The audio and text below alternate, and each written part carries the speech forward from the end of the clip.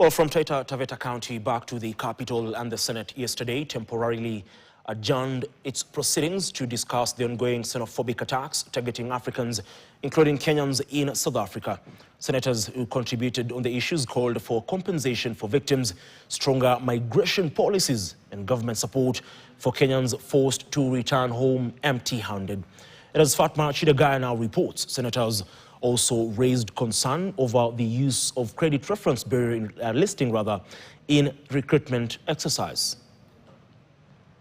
The Senate floor turned into a forum of condemnation today as senators denounced the current wave of xenophobic violence in South Africa, labeling it a betrayal of Pan-Africanism.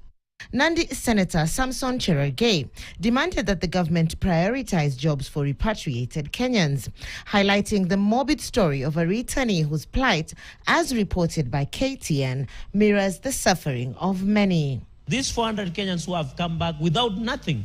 Mr. Speaker, I saw a story in some of the media. Somebody has built the enterprise. They have even married. They have children with South Africans, Mr. Speaker, and they have nothing. For 20 years they were in that country. I want to appeal to the government to step in and stabilize them and ensure they give them opportunity, Mr. Speaker, so that they can be able to settle. Tana River Senator Danson Mungatana called for state-backed compensation for those who lost property, urging African leaders to take a firmer stand against vigilante violence targeting foreign nationals. However, Kisii Senator Richard Onyonka had a different viewpoint.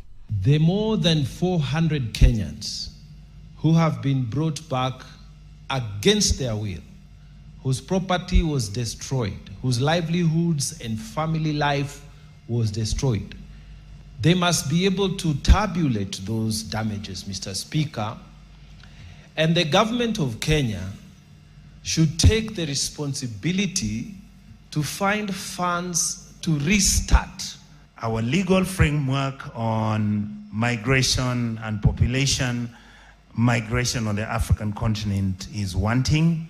The issues which have been raised, Mr. Speaker, as to why South Africans are chasing the other Africans, we are not looking at them.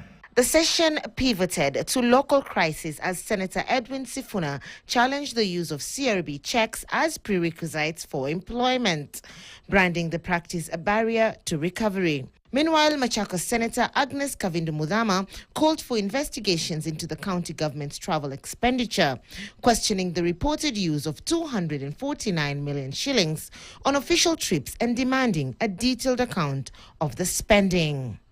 The county government of Machakos incurred expenditure amounting to Kenya shillings 249.15 million. Fatma Chidagaya, KTN.